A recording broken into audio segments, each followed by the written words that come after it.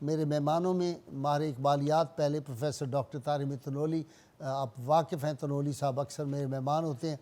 بسم اللہ الرحمن الرحیم۔ غازی صاحب بہت شکریہ، آج حضرت حر کے حوالے سے ہم پروگرام کر رہے ہیں۔ حضرت حر کی شخصیت غازی صاحب قبلہ، جیسے بھی آپ نے اپنے انٹرو میں بھی اشارہ فرمایا، امام پاک کے لشکر کا وہ حصہ ہیں، امام پاک کے وہ فدائی ہیں جو حق کا نشان ہیں، حق کی علامت ہیں۔ اور یہ ایک بڑا امپورٹنٹ پہلو ہے واقعہ کربلا کا کہ امام پاک نے اپنے رفقا کو اجازت بھی دی، اگر کوئی جانا چاہے تو چلا جائے۔ کوئی نہیں گیا، 9 کی رات کو کوئی بھی نہیں گیا، لیکن یزیدی لشکروں میں سے اجازت نہ ملنے کے باوجود بھی نکل کے ہو رہا ہے۔ واہ یہ فرق ہے واہ واہ واہ، کہ امام پاک کے فدائی اس شان کے ہیں، اس درجے کے ہیں کہ آپ کا آپشن دینے کے باوجود بھی سب نے کہا کہ امام پاک ہم آپ کا ساتھ نہیں چھوڑیں گے، چاہے ہمیں کئی 100 مرتبہ جلایا جائے، ساری زندگی اذیتیں دی جائیں، ہماری جان چلی جائے، لیکن ہم آپ کا ساتھ نہیں چھوڑیں گے۔ لیکن حر جو ہیں، ہم دیکھ رہے ہیں کہ وہ کس طرح سے یزیدی لشکر سے نکلے اور نکل کے امام پاک کے ساتھ آ کے ملے۔ اچھا، پورا جو حر کا سفر ہے یہ کربلا کے حوالے سے ہم دیکھتے ہیں کہ جب ابتداءً ان کی ڈیوٹی لگی تو ان کے ذہن میں یہ قطعاً نہیں تھا کہ ہماری یہ جو کوشش ہے، ہمارا جو ٹکراؤ ہو رہا ہے، تصادم ہو رہا ہے قافلہ حسین کے ساتھ، اس کا نتیجہ خدا نہ خواستہ امام پاک کی شہادت کی صورت میں نکلے گا۔ ٹھیک، یعنی ان کے سامنے تو یہ تھا کہ امام پاک کو بیعت کا ایشو ہے، یہ ایشو ہے، ان ایشوز پہ وہ بات ہو رہی تھی۔ لیکن جیسے ہی میدان کربلا میں عمر بن سعد کے ساتھ مکالمہ ہوا حر کا، جناب حر کا، کہ کیا آپ یہ چاہ رہے ہیں کہ امام پاک کا سر کاٹ دیا جائے، شہید کر دیا جائے، تو عمر بن سعد نے کہا اس کے علاوہ ہمارے پاس کوئی چارہ نہیں ہے، کیونکہ اب ہم تو وہ کام نہیں کروا سکے، یزید کی بیعت پہ تو نہیں لا سکے، ابن زیاد کا حکم یہی ہے۔ حکم یہی ہے۔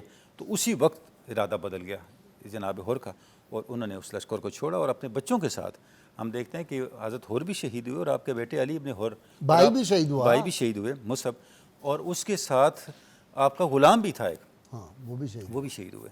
یعنی جو میدان کربلا میں حر کا خانوادہ موجود تھا، خاندان موجود تھا، وہ سارا امام پاک پہ قربان اچھا، ہوا۔ تقدیر کے معاملات بھی عجیب ہیں۔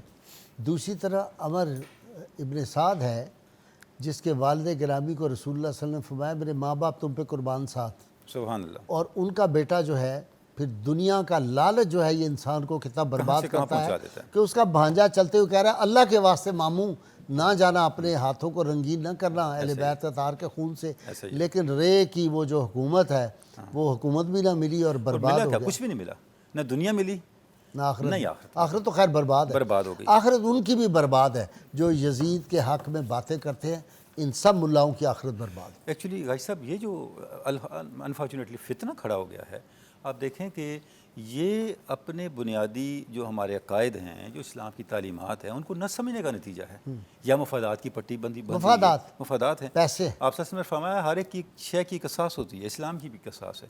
وہ اساس کیا ہے، وہ بنیاد کیا ہے؟ وہ میرے اصحاب کی محبت ہے، میرے اہل بیت کی محبت ہے۔ امام طبرانی نے المعجم الاوسط میں اس حدیث کو بیان کیا۔ تو یعنی کہ جو صحابہ کرام کی محبت ہے، اہل بیت اطہار کی محبت ہے، یہ تو دین کی اساس ہے۔ آپ مجھے بتائیں کسی چیز کی آدھی اساس کو کاٹ کے عمارت قائم رہ سکتی ہے؟ قطعاً نہیں رہ سکتی۔ تو یہ تو اپنے دین کے وجود کا انکار کر دیتے ہیں، اپنے ایمان کا انکار کر دیتے ہیں جب ہم اس طرح کی فتنوں کی طرف بڑھتے ہیں۔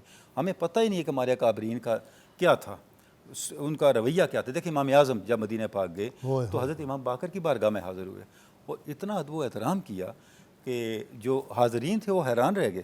آپ نے فرمایا اے امام پاک، آپ کا میرے لیے وہی مقام ہے جیسا صحابہ کرام کے نزدیک آپ سے کی حرمت تھی۔ امام اعظم کا قول موجود ہے۔ امام موفق نے امام اعظم اہل بیت کی محبت میں امام اعظم نے جان دے دی اپنی۔ بلکہ جب ان کی گرفتاری ہوئی ہے تو تاریخ ہمیں بتاتی ہے کہ چیف جسٹس نہ بننا تو ایک بہانہ تھا، اصلاً چونکہ ان کی تائید موجود تھی اہل بیت اطہار کے ساتھ، تو اس تائید سے روکنا مقصود تھا، ورنہ اتنی سی بات پہ تو کبھی جیل میں موت کی سزا کی صورت نہیں تھا۔ انکار پہ تھوڑا چلے یہ کیا ہوا؟ انہوں نے ہزاروں انکار کیے ہوں گے، ہزار لوگ اور انکار کرتے، سب کو اٹھا کے جیل میں نہیں پھینکا، کیونکہ امام اعظم کا سٹیٹس اتنا بڑا تھا۔ بڑی اہم بات کر رہے ہیں آپ، بہت بڑا سٹیٹس۔ غازی صاحب ان کا سٹیٹس اتنا بڑا تھا، ان کی تائید کا مطلب ایک پوری کمیونٹی کی تائید تھی، بالکل، اور وہ تائید آگے چل کے بہت پروپیگیٹ ہو سکتی تھی، ٹھیک ہے نا، وہ بہت بڑا مسئلہ بن سکتا تھا ان کے لیے۔ تو انہوں نے ایک بہانہ بنایا اور بنا یہی صورتحال امام مالک کی ہے۔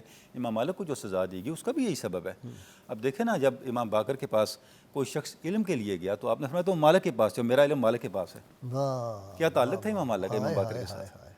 اور خود امام اعظم امام جعفر الصادق کے سامنے انہیں زانو تلمس طے کیا، اور امام زین العابدین کے بیٹے جو تھے ان کے سامنے زانو تلمس کیا، کتنے ائمہ کے ساتھ ان کا تھا۔ امام علی مقام کو مشورہ دیا گیا جب یہ حر کا قافلہ پہنچا ہے کہ یہ ابھی تھوڑے ہیں، ہمارا ایک قبیلہ وہاں کا ایک جو آدمی تھا اس نے کہا ہمارا قبیلہ بہت بڑا ہے، فلاں پہاڑ پہ چلتے ہیں، ان سے تو ہم مقابلہ کر لیں گے، ان کو یہی مار دیں گے۔ امام فرمایا نہیں، میں نے جی غازی صاحب جس طرف قاضی صاحب اشارہ فرما رہے تھے، دیکھیں بنیادی طور پہ امام پاک کا سفر تھا کیا؟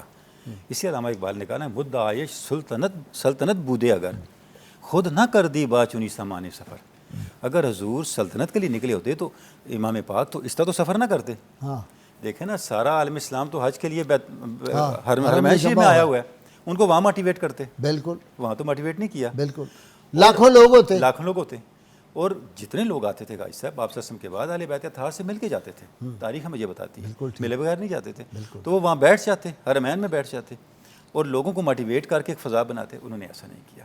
مقصد کیا تھا؟ تیگے او بہر دین است و بست، مقصد او حفظ آئین است و بس۔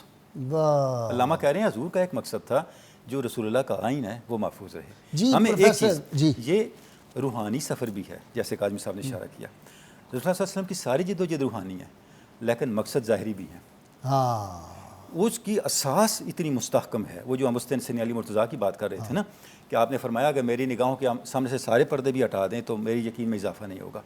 امام پاک کا یقین اس درجے پہ ہے لیکن مقصد اس ظاہر کی خرابی کو دور کرنا۔